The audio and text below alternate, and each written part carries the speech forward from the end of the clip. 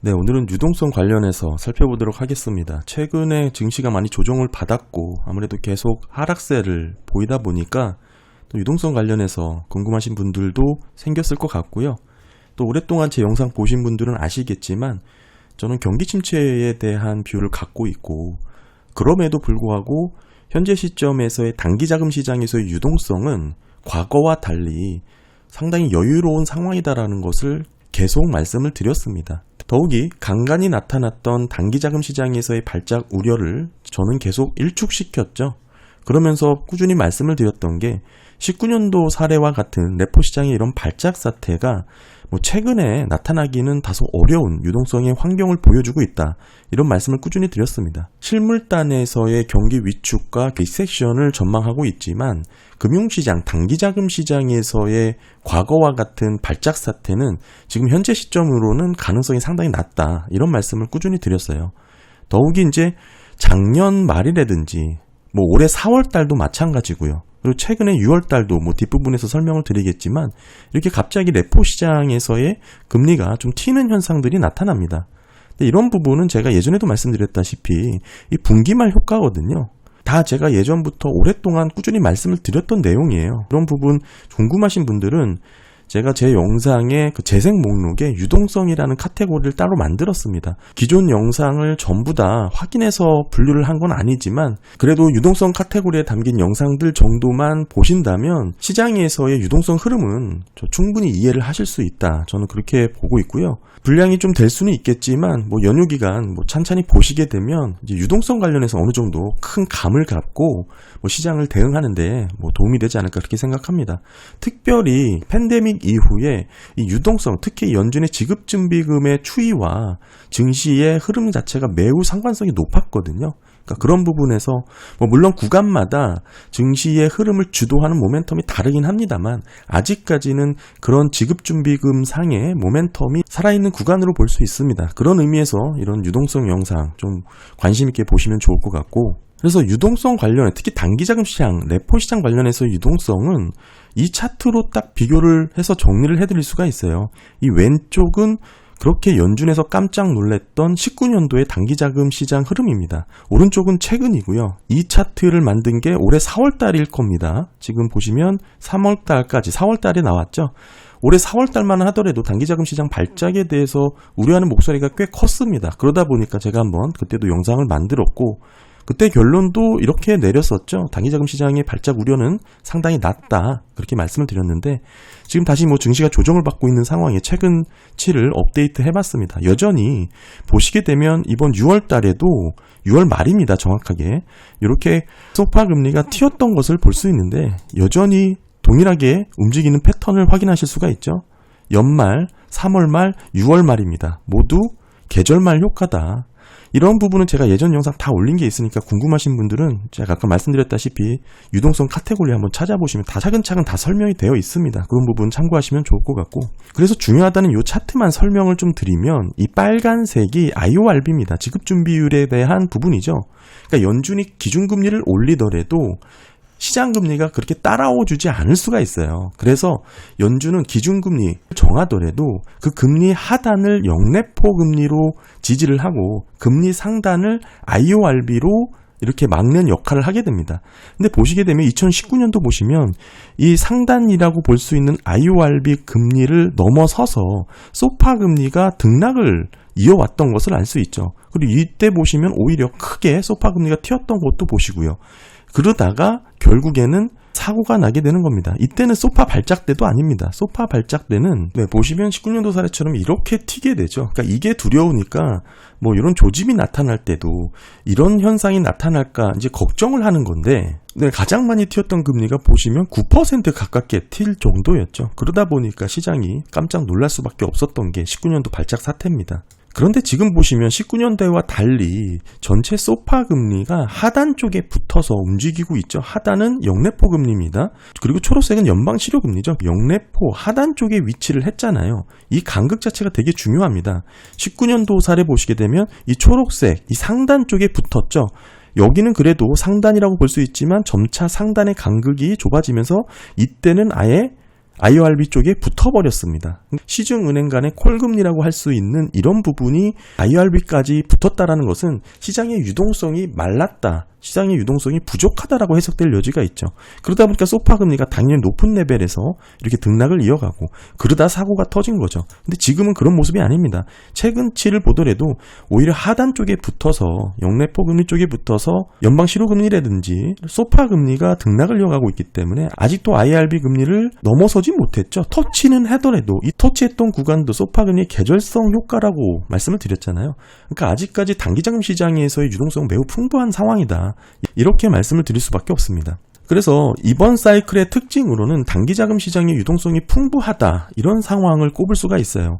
이 의견은 제가 예전부터 말씀을 드렸던 내용입니다. 단기자금 시장은 여전히 풍부하고 그러다 보니까 레포 시장에서 레버리지를 일으켜서 증시가 끌어올리는 멜트업 구간이 나타난다, 이렇게 말씀을 드렸었죠. 19년도와 다른 그런 단기자금 시장의 흐름을 보여주고 있고, IORB 상단 쪽이 아니고 하단 영래포 금리 쪽에 붙어서 유지가 되면서 등락을 이어가고 있는 흐름, 이 간극이 매우 중요하다, 이렇게 말씀드렸습니다. 그래서 결론적으로 말씀드리면 실물 경기는 어려운 상황인데 금융시장은 뜨거운 흐름이 지속되고 있는 거죠. 과거 경기 침체가 생길 때마다 연준은 새로운 정책을 도입합니다. 그러면서 단기자금 시장의 모니터링을 강화하고 업그레이드하죠. 보시게 되면 금융위기 이후 08년 10월달 IOER이라는 초과지급 준비율을 도입하게 되고요. 그리고 13년 9월달 영래포가 생겼습니다. 금융위기 후에 양적 완화를 어마어마하게 뿌렸는데 금융시장의 유동성이 과잉 상태죠. 그러다 보니까 기준금리를 올리더라도 단기금리, 기준금리는 올라더라도 시장금리가 따라오지 않는 상황이 벌어진 겁니다. 연준과 괴리가 생긴 거죠. 그러다 보니까 금리 하단을 지지하게 되는 영래포 제도가 생긴 겁니다. 이게 13년 9월이고요. 18년 4월 3일 드디어 소파를 최초 고시하게 됩니다. 그 직전까지만 하더라도 라이보 금리를 썼었는데 이게 18년 4월 대체 금리로 소파 금리를 사용하게 된 거고, 21년 3월 달이 IOER에서 IORB 지준불이율로 통합을 결정했습니다. 그리고 그해 7월 달부터는 IORB라는 명칭으로 모든 지준불이율 금리를 이제 시행하고 있는 거죠. 이때 보시면 보라색이었다가 빨간색으로 바뀌죠. 그러니까 IOER에서 IORB로 바뀌었다. 사실 똑같은 겁니다. 결국 연준은 한번 당했던 사고에 대해서는 그 보완책을 강화하고 모니터링을 업그레이드하는 상황이 이어지고 왔어요. 그래서 단기자금 시장에서 생길 수 있는 현재 시점에서 위험 요인이 될 수 있을 만한 부분은 모두 다 준비를 할 수 있었던 겁니다. 그래서 단기자금 시장이 안전하다? 이렇게 볼 수만은 없는 게 모든 리시에서는 대비하지 못한 곳에서부터 발현이 됩니다. 이 말이 뭐냐면 지금 예상되는 리스크 요인을 손 놓고 기다린다, 그런 상황이 생길 수가 없겠죠. 현재 기준 예상 가능한 리세션 요인은 모두 대비하고 있는 게 합리적입니다. 그래서 리세션은 사고처럼 우연히 생긴다라고 말씀을 드리죠.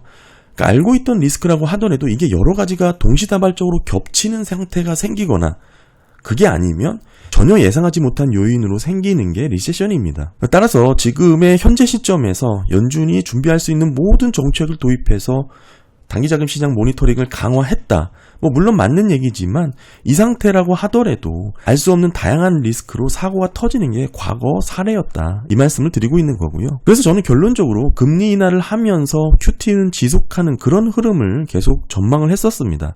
실물 경기는 어려우니까 금리는 낮춰야겠죠. 그럼에도 금융시장은 뜨겁죠. 유동성은 풍부하기 때문에 그렇습니다. 따라서 QT는 좀 당분간 지속될 가능성이 높다, 저는 그렇게 전망을 했던 거고, 그런 일맥으로 최근 QT가 테이퍼링을 결정한 부분도 오히려 더 길게 QT를 하고 싶어서 테이퍼링을 좀 단행했다라고 저는 보고 있는 입장입니다. 그런데 이제 8월달 고용보고서에서 눈여겨봤던 부분, 결국에는 시간당 임금 상승률이 높아졌죠. 전월비로 높아졌습니다. 전년비도 3.6에서 3.8로 높아졌고요. 근무 시간도 사실 0.1시간 증가를 했습니다. 근무 시간이 증가하면서 임금 상승률도 노르다 보니까 결국에는 소득에 미치는 영향이 긍정적으로 작용할 수밖에 없는 것이죠. 이러다 보니까 물가에 대한 리스크 요인으로 볼 수도 있는 부분이고요. 다만 그렇다면 이번 9월 FOMC에서 결국 시장이 기대하는 것은 금리 인하와 더불어 QT에 대한 발언 수위가 어느 정도 수준에서 나올까 이거를 상당히 기대하고 있거든요. 이런 상황에서 QT에 대한 기대감이 낮아질 수밖에 없겠죠. 시간당 임금 상승률이 높아졌던 부분이 우려로 작용할 수가 있는 것인데, 다만 이렇게만도 볼 수 없는 게 이 보고서가 하나 있습니다. 공개자금 시장에서의 시나리오를 상향 조정했다는 내용인데 이게 되게 중요한 내용이었거든요. 이게 작년에 나왔던 건데 제가 작년에 영상을 다룬 게 있습니다. 보셨던 분들도 지금 좀 오래돼서 가물가물 하실 텐데, 이 보고서의 내용을 좀 정리를 해보면 뭐 이런 내용이 될 수 있어요. 이 소마 포트폴리오 관리를 뉴욕 연은에서 하잖아요. 그러니까 양적 긴축, QT 관련된 담당 부서다 이렇게 보시면 돼요. 그러니까 25년에 양적 긴축을 멈출 수 있다, 이런 전망의 보고서였습니다. 그러니까 기존까지는 연준의 지급준비금 관련된 유동성 관리 측면에서 명목 GDP 대비 10%에 도달하게 되면 준비금 비중에 대한 부분이죠. 포트폴리오 감소가 둔화된다. 이 얘기는 뭡니까? 테이퍼링을 하겠다, 이 얘기죠. 그리고 명목 GDP의 9%에 이를 정도로 준비금 비중이 낮아지면 QT를 중단하겠다. 그리고 그냥 유지하겠다. 이런 얘기를 갖고 있었고요. 준비금 비중이 8%로 낮아지면 오히려 이때는 양적 완화를 하겠다.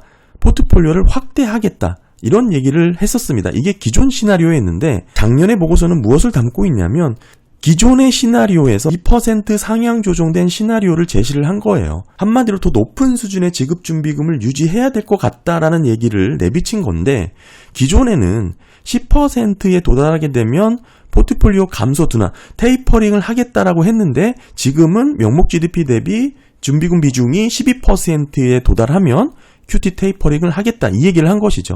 이렇게 되면 상환 한도가 지금 600억 달러에서 450억 달러 줄어드는 그런 패턴이 나오는 거고, 이런 흐름으로 이어지게 된다면 결국에는 25년 초가 되면 11%에 이를 테고, 이렇게 되면 QT를 중단할 수가 있다, 이 얘기를 하고 있는 겁니다. 더불어서 11%보다 더 떨어지고 명목 GDP의 10%에 이르게 된다면 이때는 명목 성장률만큼 자산을 확대하겠다, QE를 하겠다, 이 얘기가 되는 것이죠. 쉽게 정리해보면 이런 얘기예요.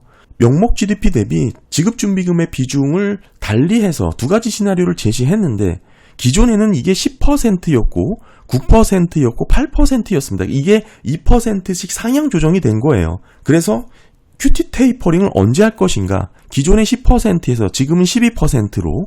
QT 종료는 언제 할 것인가? 기존의 9에서 지금은 11%로. QE, 양적 완화는 언제 할 것인가? 기존의 8%에서 10% 이렇게 상향 조정된 시나리오를 제시한 겁니다. 게다가 이렇게 QE, 자산을 확대하게 될 경우에는 최근에 원로이사가 얘기도 했죠. 단기채 비중을 확대할 것이다. 뭐 이런 계획을 발표하기도 했습니다. 지난 영상에 다 있는 내용이고요. 그래서 24년 2분기 지금 기준으로 봤을 때 현재 지급준비금의 비중이 약 11% 수준이에요. 그렇다면 지금의 시나리오로 봤을 때 QT 종료에 대한 언급이 나올 만한 단계인 것이죠. 그래서 이번 9월달 FOMC에서 QT 종료에 대한 언급을 기대해 볼 수 있는 상황이다, 이렇게 봐야 되고, 그래서 시장에서 의미있게 지켜봤던 하나의 포인트는 블랙아웃 직전에 주요 인사의 발언이 있었습니다. 8월 고용보고서 직후에 윌리엄스 발언에 이런 QT 관련 내용이 담길 것이다라고 기대를 했지만 의미 있는 내용은 없었습니다. 소마 2% 상향 시나리오 보고서에 의하면 지금은 현재 명목 GDP 기준 약 11% 수준에 이르렀고, 그렇게 될 경우 QT 종료에 대한 부분 충분히 기대해 볼 만한 상황이다, 이렇게 봐야 되고요. 더욱이 이 부분까지도 좀 보셔야 돼요. 이렇게 상향 조정된 시나리오에서 지급준비금의 하단을 어느 정도로 추정했냐면